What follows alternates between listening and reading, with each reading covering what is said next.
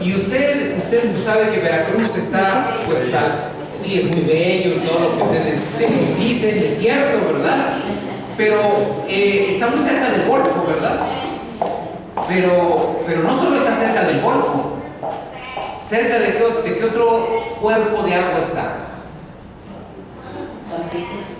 No, pues Tampico también es el Golfo, hermana.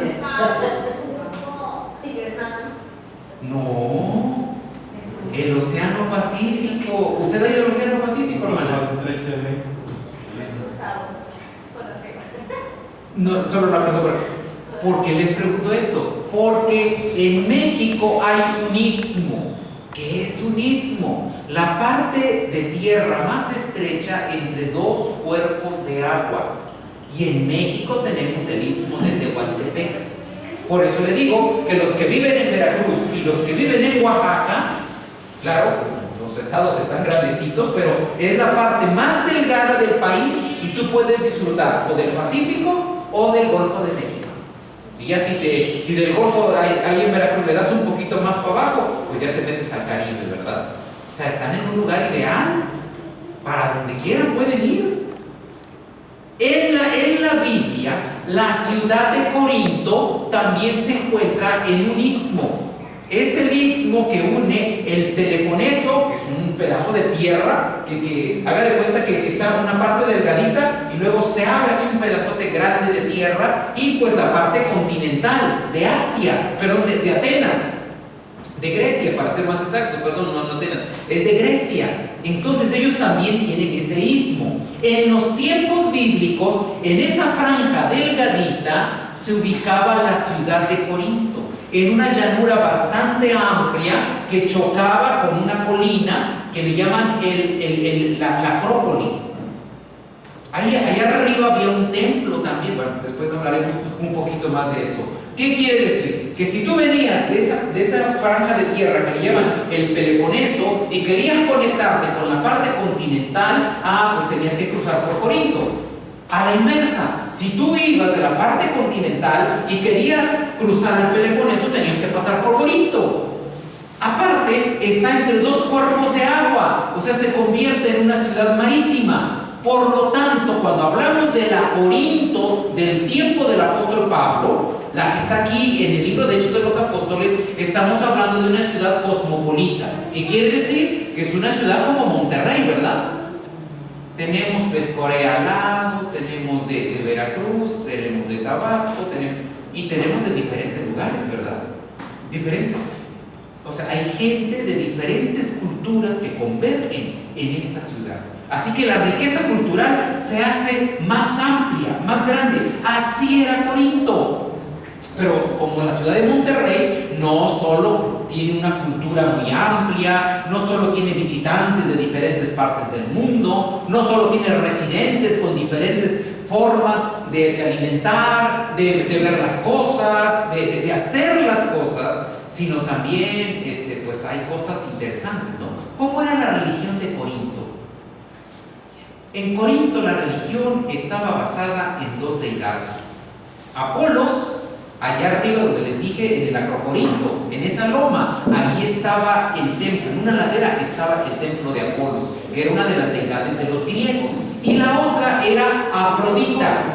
Ya me van entendiendo que Corinto es una ciudad de griegos, no es de romanos, no es de judíos. Hay judíos, hay romanos en la ciudad, como los hay de muchas otras nacionalidades.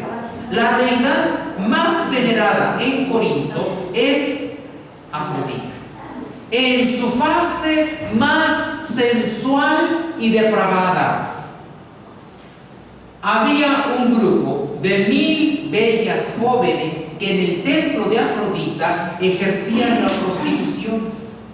La ciudad no se preocupaba por las finanzas públicas, porque esto se convertía en una cosa tremenda, y gente de todas partes de Asia venían a Corinto para participar de las festividades de Afrodita, junto con todo el servicio sexual que ofrecían esas muchachas. Nosotros le llamaríamos hoy en día prostitución, pero ellos no lo veían desde ese punto de vista. vista, sino lo veían desde el punto de vista de la adoración a su diosa. Era parte de su religión. Estaba muy enraizado en las personas. No solo eso, ellos celebraban los juegos ístmicos. ¿Qué eran los juegos ístmicos? Los juegos ístmicos eran el rival de Atenas a lo que nosotros le conocemos como los Juegos Olímpicos. ¿Okay? Así que también en Corinto pues había carrera maratón, había una serie de justas deportivas, lanzamiento de disco, lanzamiento de jabalina, una serie de actividades que atraían a mucha gente. Ya se puede usted imaginar cómo era la ciudad de Corinto. Una ciudad tremenda, llena de gente, de movimiento, de riqueza, vivían bien. Y una ciudad, desde el punto de vista cristiano, de la moral cristiana, sumida en el pecado y en la depravación. Sin embargo, allí también llegó el Evangelio, como el Evangelio puede llegar también en nuestra ciudad. Y encontrar corazones receptivos, donde las verdades del Evangelio se enraicen. Pues resulta que el apóstol Pablo llegó a Corinto y se quedó 18 meses trabajando en Corinto. Se formó una próspera iglesia. Así que ya tenemos a la iglesia de Corinto. Ya vimos cómo llegó el Evangelio a Corinto. Pero permítame decirle que Corinto tenía muchos problemas. Bueno, Pablo se tuvo que ir. Y la ciudad de Corinto tenía varios problemas. Algunos de los que podemos mencionar así rápidamente es que había diferentes grupos en la ciudad de Corinto. Facciones. La iglesia se había dividido. La iglesia de la gracia, hermanos queridos, es una iglesia no muy grande. No tenemos un edificio enorme como para tener 100, 150 miembros, 200. Tenemos un edificio pequeño. El grupo de los que nos reunimos aquí, pues muchas veces quizás no rebasamos los 50. Así que somos un grupo relativamente pequeño. Pero pregunto, la iglesia, y no me responda, solo piénselo por favor, la iglesia de la gracia está dividida en grupos. ¿Qué piensan? ¿Será que los jóvenes se juntan con los de más edad? Iba a decir los viejitos, ¿no? Pero no, si no me voy a sentir mal, ¿verdad? Es decir, no. ¿Qué pasa en la iglesia de la gracia? ¿Hay divisiones? No sé, pero en la de Corinto sí sucedía. Había divisiones en la iglesia de Corinto. En la iglesia de Corinto tenían problemas hasta para la Santa Cena. Porque había hermanos que venían a comer a la Santa Cena. Y ya sabe usted que pasa el platillo y pues pasa un pedacito de pan. No, el hermano se agarraba un puño completo, ¿verdad? Y decía, no, esa copita está muy chiquita. Así que se agarraba 3, 4, ¿no? Le daba a toda su familia. Y el apóstol Pablo le dijo, hermanos, ¿qué es lo que pasa con ustedes? Si alguien tiene hambre, que coma en su casa. Y la Santa Cena es algo espiritual. Recordamos o conmemoramos la muerte del Señor Jesucristo. No es para venir a comer y a llenarse, no, hermanos. Eso es algo espiritual. Si alguno tiene hambre, que come en su casa. También la iglesia comenzó a celebrar lo que eran esas reuniones ágape, donde se reunían para comer. Así como cuando ustedes traen comida a los sábados y se quedan allá arriba y comen. Si traen hambre, coman y allá no hay problema. Pero en la Santa Cena no estén haciendo eso. Así que la iglesia de Corinto presentaba diferentes situaciones problemáticas. Esta mañana yo quiero centrarme en el capítulo 1, versículos del 10, como del 10 al 15. No lo aviso. Realmente mi sermón es del 10 al 31. Pero si yo predico ahorita del 10 al 31, nos vamos a llevar como 2 horas. Así que yo solo voy a circunscribirme a la primera sección, que va del capítulo 1, versículo 10 hasta el versículo 17, más o menos, para tener una idea. 7 versículos, así que no se preocupen. ¿Qué hora es? 11:42. Ok, yo creo que tenemos tiempo suficiente para que yo explique 7 versículos, ¿verdad? Bueno, mi tesis general de mi sermón, de todo el sermón, aunque yo solo voy a presentar la primera parte, es la siguiente. Esta mañana comprenderemos cómo la locura del Evangelio transformó la vida de los corintios y sigue alcanzando a las grandes ciudades, mostrando la salvación en Jesús. Solo nos vamos a centrar en la primera parte, que tiene que ver con las divisiones internas debilitan la fe y el compromiso del miembro de la iglesia con Cristo. Las divisiones internas es algo que nosotros no podemos permitirnos. Vamos al capítulo 1, versículo 10 de Primera de Corintios. Dice la palabra del Señor: os ruego pues, hermanos, por el nombre de nuestro Señor Jesucristo, que habléis todos una misma cosa, y que no haya entre vosotros divisiones, sino que estéis perfectamente unidos en una misma mente y en un mismo parecer. 3 palabras yo pudiera resaltar de este versículo: manténganse, ¿qué cosa? Unidos. Cuando Jesús oró por todos sus discípulos, ¿sobre qué tema versó su oración? San Juan 17. Sobre la unidad. Que estén unidos como tú, oh Padre, en mí y yo en ti. Que sean uno.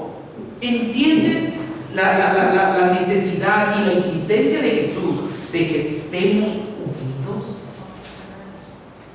Porque si de pronto decimos, vamos a trabajar con los niños, y entonces 4 dicen, sí, vamos a trabajar con los niños, pero los otros dicen, no, los niños no, son muy latosos, aparte tiran y hacen mucho ruido, no, mejor yo no.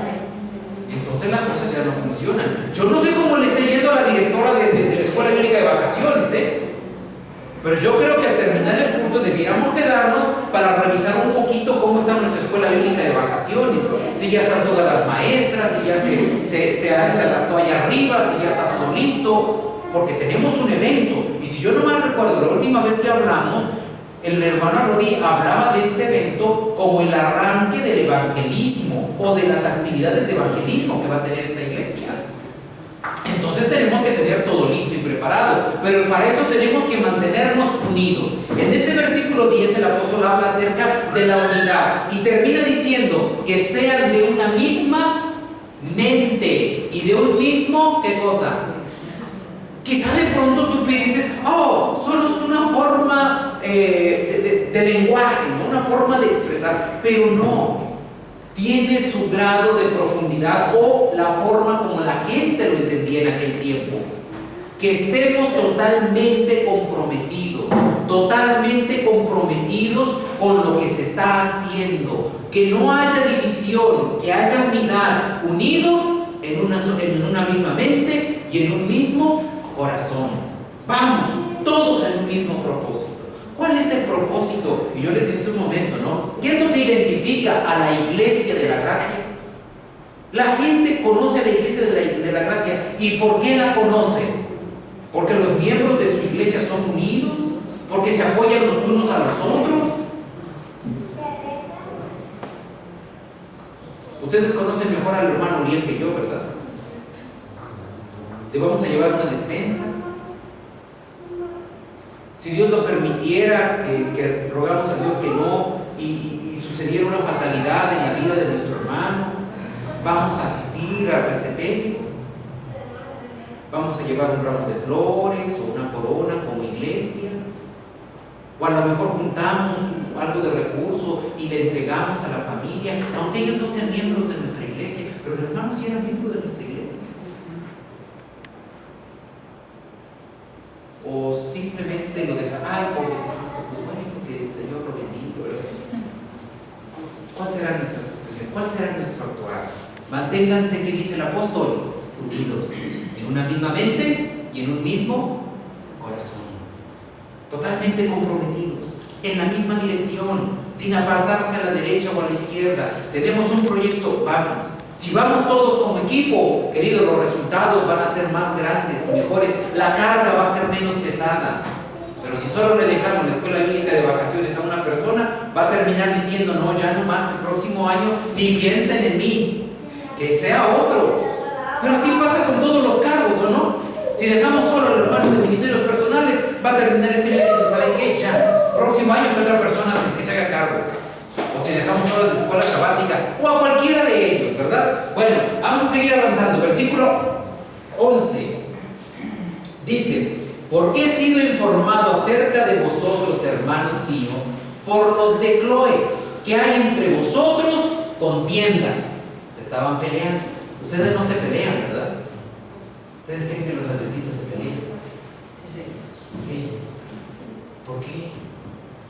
¿Por qué no tienen la mente de Cristo? ¿Qué no han sido sellados por el Espíritu Santo? ¿O no decía eso la lección de escuela sabática? ¿Por qué se pelean los adventistas? No me respondan. Nada más meditemos. Aquí no se trata de entrar en el diálogo y de buscar la solución, sino ¿por qué? ¿Será por mi ego o por la soberbia? ¿O qué pasa? ¿Por qué no peleamos? Porque quiero que las cosas se hagan como a mí me gustan, o como yo quiero, o como se deben. Porque así decimos a veces, ¿verdad? Es que las cosas se tienen que hacer como tienen que ser, bien hechas, y no mejor ni haga nada. Pero no diga así, por favor. No, pastor, es que yo digo las cosas como son. Sí, hermano, pero no, mire, hay que, todo lo que digas, sazónalo con sal. Que tus palabras sean como manzanas de oro en charolas de plata. Hay una forma de decir las cosas sin ofender a la gente. ¿Okay? Y esa es la que tenemos que buscar. Digo, esa es la obra del Espíritu Santo en la mente y en el corazón de los cristianos. Puedes no estar de acuerdo, pero te vas a expresar de la manera adecuada y correcta, de tal manera que en lugar de desunir, ¿en qué puedo apoyar? ¿Qué puedo hacer para mejorar las cosas? ¿En qué dirección podemos movernos? En la iglesia de Corinto había contienda, o sea, se estaban peleando. ¿Y cuál era el motivo? ¿Cuál era el tema de la contienda? ¿Por qué se peleaban? Vean lo que dice el versículo 12. Quiero decir que cada uno de vosotros dice: yo soy de Pablo, yo de Apolos, y yo de Cefas, y yo de Cristo. ¿Qué les parece? ¿En qué consistía la pelea de los hermanos de Corinto? No. Yo soy de Pablo. No. Yo soy de Pedro. No, yo soy de Apolos. ¿Ustedes saben quién era Apolos, hermano? Ni Pablo ni Pedro le llegaban a los talones de Apolos. Apolos, cuando se paraba y predicaba, no, hombre, qué bullón ni que nada. Captaba la atención. Era buenísimo para predicar. Bueno como orador el hombre. Así que él se dedicó a andar predicando de lugar en lugar. Llegó a Corinto, obviamente también predicó. Y un grupo de la gente de Corinto dijo: no, yo soy de los de Apolo. Y otros dicen: no, yo de Pablo, porque Pablo es el primero que nos trajo el Evangelio. Y pues él anda predicando por todas partes. Y otros dicen: no, yo soy de Pedro, porque Pedro pues anduvo con el Señor Jesús. Y otro más decía: no, hombre, yo ni de Pablo, ni de Pedro, ni de Apolos, ningún hombre, yo soy de quién. Hay algunos hermanos que a veces me encuentro así en la iglesia: no, yo soy de Cristo, pastor. No, yo no quiero tener nada que ver. Yo soy de Cristo mejor. Ya ni Elena de Guay, ni de esto, ni de los otros, ni los de la última generación. Digo, por si he escuchado de esos detallitos por ahí, ¿verdad? No, yo soy de Cristo nada más. Pablo les dice: señores, ¿por qué se están peleando? ¿Está dividido Cristo? No. ¿Se bautizaron en el nombre de Pablo? No. ¿O Pablo murió por ustedes? Hermanos, ¿quién es Pablo? ¿Quién es Pedro? Nadie. ¿Y Apolos? Nadie. ¿Por qué se andan peleando? No. Nuestro objetivo no está en seguir al individuo o a la persona. Hay líderes que Dios ha puesto. Pero, queridos hermanos, no seguimos a los líderes humanos. ¿Usted está siguiendo a un líder humano? Los respetamos, los apreciamos, valoramos el trabajo que hacen entre nosotros, pero entendemos que ellos nos motivan, nos animan para acercarnos ¿a quién? A Cristo. Cristo no está dividido. El pastor, sí, excelente persona. El anciano, el encargado de la iglesia, el director de la obra misionera, el director de la escuela sabática, lindas personas. Pero como dijera el apóstol Pablo mismo: entre vosotros me he propuesto no saber nada sino a Cristo y a Cristo crucificado. ¿Está dividido Cristo? No, Señor, no. Entonces, ¿para qué se andan peleando? Y ahora Pablo comienza a decir: es más, yo no he bautizado a nadie. Vamos a la Biblia para que vean esos detalles si son tan amables. Vamos ahí, versículo 14. Dice Pablo: doy gracias a Dios de que a ninguno de vosotros he bautizado. Versículo 15. Versículo 14. Sino a Crispo y a Gallo, para que ninguno diga que fuisteis bautizados en mi nombre. También bauticé a la familia de Estéfanas. De los demás, no sé si he bautizado a algún otro. ¿Qué dice Pablo? ¿A cuántos había bautizado Pablo? A Crispo, a Gallo y a los de la familia de Estéfanas. ¿Qué te gusta? Unas 10 personas. Oye, pero si Pablo, ¿qué no tuvo un primer viaje misionero, y un segundo viaje misionero, y un tercer viaje misionero? ¿Qué no esparció el evangelio por toda el Asia Menor? Todo lo que conocemos como Grecia. Entonces, Corinto, Éfeso, Esmirna, Sardis, Tiatira, Pérgamo. ¿Qué no quería ir a predicarle a los de Roma? ¿Qué no estaba haciendo planes inclusive de ir a predicar a España, a la península ibérica? Y nada más bautizó como a 10. Y dice: yo no he bautizado casi a nadie. Para que no digan que se bautizaron en el nombre de Pablo y que Pablo los bautizó. No, señores. Aquí el que es importante es Cristo. Y ustedes tienen que mantener a sus hijos en Cristo, les dijo Pablo a los Corintios. Y él termina en el versículo 17 con un detalle que es bien interesante, hermanos. Vean lo que dice el versículo 17. Pues no me envió Cristo a bautizar, sino a ¿qué cosa? A predicar el evangelio, no con sabiduría de palabras, para que no se haga vana la cruz de Cristo. No me envió Cristo a bautizar. ¿Me envió a qué cosa? A predicar. O sea, ¿qué es lo que hacía Pablo?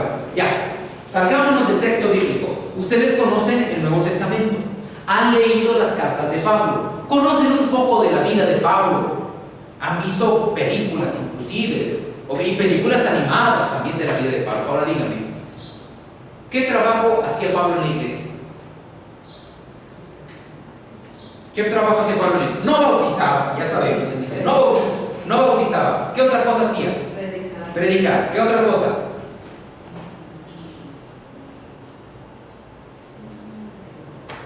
Escribir cartas. Prometerle a la gente que iba a ir a visitarla, pero muchas veces no lo pudo cumplir porque estaba encarcelado. Yo les quiero preguntar, con ese trabajo que hacía Pablo, ¿usted cree que la empresa o el negocio va a salir adelante? ¿Qué era lo único que hacía? Y cuando no lo hacía hablando, lo hacía escribiendo las cartas. No, Pablo no estaba de anciano en una iglesia, de cajón ahí, arreglando los problemas entre los hermanos. No. Pablo llegaba, ayudaba al establecimiento de la iglesia y se iba a predicar a otro lugar. Y ayudaba al establecimiento de la iglesia y se iba a predicar a otro lugar.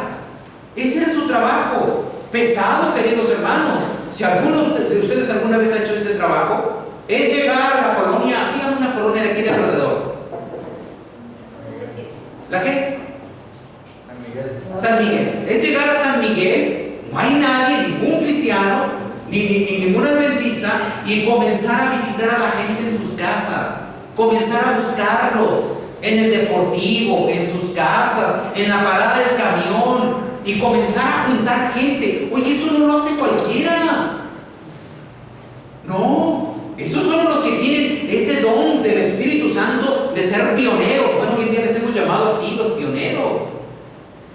Llegan a un lugar donde no hay nadie y van a la parada del camión, y en la parada del camión comienzan a conseguir estudios bíblicos, gente interesada que ya les pasa la dirección de su casa y allá van a buscarlos, y comienza ahí a juntarse un grupito.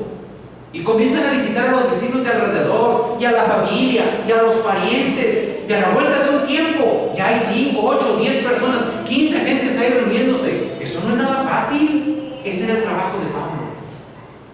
Predicar la palabra, predicar la palabra y predicar la palabra. Yo te quiero preguntar, solo haciendo eso, ¿crees que se va a desarrollar una iglesia de miles de millones de miembros? ¿Con un alcance mundial? Si tú fueras el administrador de una empresa, con eso tan sencillo, ¿crees que tu empresa llegaría a ser de clase mundial? ¿Alcanzando a miles de millones de personas? No, seríamos un proyecto tremendo, ¿verdad? De varios capítulos, con infinidad de estrategias, incluyendo a gente con infinidad de talentos. Pero lo único que Pablo hacía era ¿qué cosa? Predicar. Ahora te puedes dimensionar el poder de la predicación. Claro, acompañada del poder del Espíritu Santo, con la bendición de Dios, pero solo la predicación.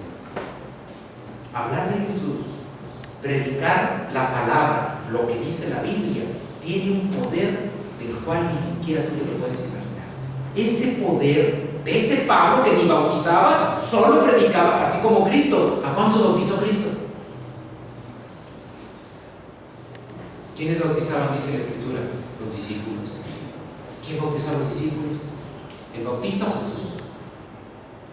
No sabemos, ahí la Biblia no dice. Pero Jesús no andaba bautizando, ¿verdad? Solo andaba ¿qué cosa? Predicando. Pablo tampoco bautizaba, solo ¿qué cosa? Predicar. Y con la predicación de la palabra, esta iglesia pequeñita fue creciendo hasta ser una iglesia de clase mundial. Esta iglesia ha alcanzado a miles de millones de seres humanos solo con la predicación de la palabra. Y las palabras de Pablo siguen resonando a través de la distancia. Manténganse unidos en una misma mente, en un mismo corazón. Mantengan los ojos fijos en Jesús. No hagan grupitos humanos, no se dividan en grupitos. La palabra es poderosa. Y dice la Escritura, es viva y eficaz, y más penetrante que toda espada de dos filos. Así es el poder de la palabra. Deja que el poder de la palabra de Dios traspase tu mente y tu corazón. Deja que el poder de la palabra alcance a las mentes allá afuera, y vas a ver la diferencia. Los métodos, nosotros nos encanta buscar métodos, ¿verdad? Que la fe de Jesús, que el video, que la campaña nacional, que las iglesias, estas, ¿cómo le llaman? Amigables, métodos. Pero en cada uno de ellos, la parte central, lo que debe importar es la predicación de la palabra. Cuando vienes a la iglesia, lo importante es que se abra la palabra y que se busque lo que la Biblia dice. Tenemos que evitar las divisiones. Tengo una pequeña ilustración para ustedes. Permítanme rápido. El 6 de abril de 1994, cuando Abyamirana, escuchen bien el nombre, cuando el 6 de abril de 1944, cuando Abyamirana, presidente de Ruanda, regresaba de Tanzania a Kigali, acompañado del recién electo presidente de Burundi, Cyprien Ntaimira, el avión en el que viajaban sufrió un misterioso accidente en el que ambos mandatarios murieron. Se responsabilizó a los rebeldes tutsis del suceso y mediante la radio se convocó a su exterminio. Tras años de promoción del odio, la reacción fue inmediata. El genocidio tutsi, conocido como el más eficiente de la historia, comenzó esa misma noche. En tan solo 3 meses, Ruanda se convirtió en una nación brutal y sádica, compuesta por asesinos despiadados y víctimas inocentes. En julio de 1994, el Frente Patriótico Ruandés puso fin a la matanza. Para entonces ya habían sido asesinados entre 800,000 y 1 millón de personas, incluidos alrededor de 10,000 y 30,000 hutus moderados. La división, la falta de unión. ¿Usted conoció la historia de los hutus y de los tutsis? Búsquenlo. Miren un misionero. Eran adventistas. ¿Puedes imaginar?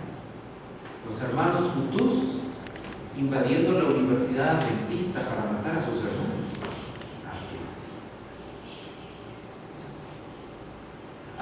lleva la división? ¿Hasta dónde nos lleva la separación?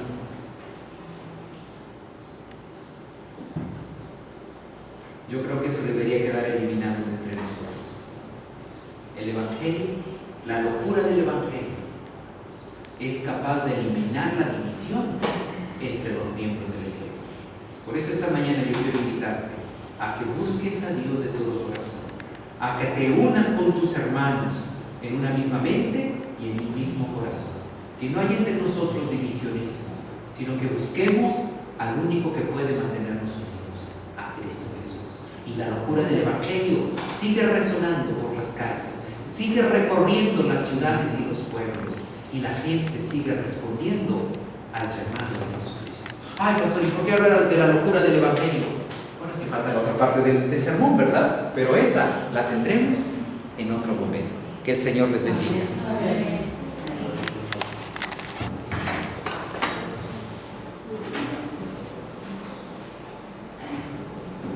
Vamos a terminar nuestro culto, pero antes vamos a pedir, vamos a cantar el himno número 552, si son tan amables. Himno número 552. Cuando esté lista la proyección y la música, vamos a colocarnos de pie para entonar.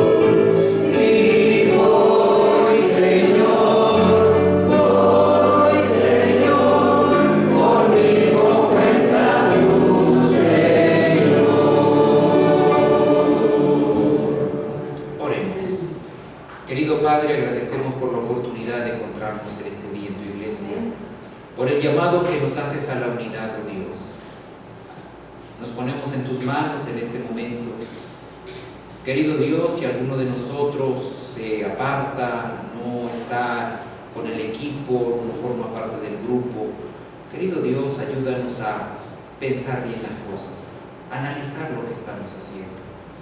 Que en estos momentos, oh Dios, no se requiere de personas aisladas, sino de gente que se una para realizar el trabajo que has puesto sobre nuestros hombros. Trabajo, Dios, que no solo tiene que ver con salir a las calles y traer gente y hacer campañas de evangelismo.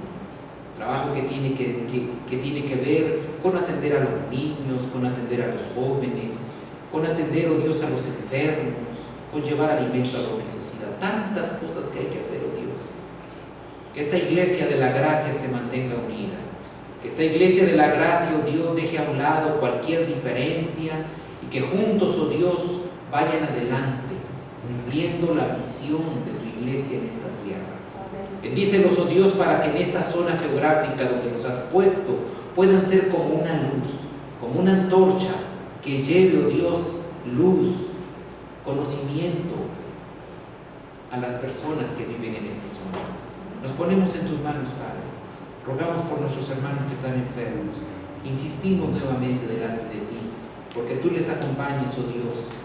Bendigas a Uriel en el hospital donde se encuentra, a la mamá de América, oh Dios, a la mamá de Arodi, y algún otro hermano que quizás yo no sepa y no recordemos, pero que esté enfermo entre nosotros. Tu bendición te alcance. Danos tu paz y tu bendición. Lo rogamos en el sagrado nombre de Cristo Jesús. Amén. Pueden tomar